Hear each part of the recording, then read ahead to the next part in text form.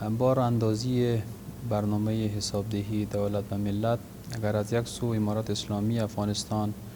تعهد خوب خود به حکومتداری خوب را نشان داد، از سوی دیگر دروازه یا باب جدید از تعامل با رسانه ها را هم باز نمود و همچنان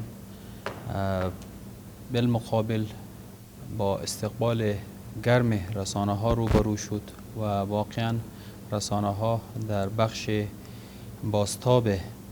برنامه حسابدهی دولت و ملت نقش بسیار خوبی را ایفا نمودند و آنها در موفقیت این برنامه سهم بسیار بارزی داشتند که ما آن را قابل تقدیر و قابل تمجید می دانیم و امیدوار هستیم که در آینده تعامل بین دولت و رسانه ها هنوز خوبتر شود. حسابدهی یک چیز بسیار ضروری برای بودن شفافیت در سایر ارگان های دولتی می باشد. بدون حسابدهی نمی توان که شفافیت را به میان بیاورده و یک هدف بزرگ از برنامه حسابدهی دولت و ملت هم همین بود که تا به مردم اطمینان داده شود که تمام ارگان های امارتی با کمال شفافیت کار میکنند و هر لحظه آماده هستند از خود حساب بدهند و مردم اطمینان بدهند که خدا نخواسته در حق آنها کدام غدر صورت نمیگیره، خیانت صورت نمیگیره و کوشش می شود که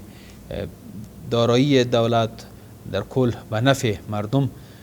به خرج برسد و فایده آن به مردم برسد و مردم باید آگاه باشند که حکومت مشغول چه کار هاست، تا هنوز چه کارهای انجام داده و در آینده چه پلان ها و برنامه های روی دست دارند و تا مردم از زندگی خوبتری در کشور خود بهره مند شوند. وقتی که ما کارکرده ها و کارنامه های یک ساله ارگان های امارت اسلامی افغانستان را با کارکرده ها و دستاورده های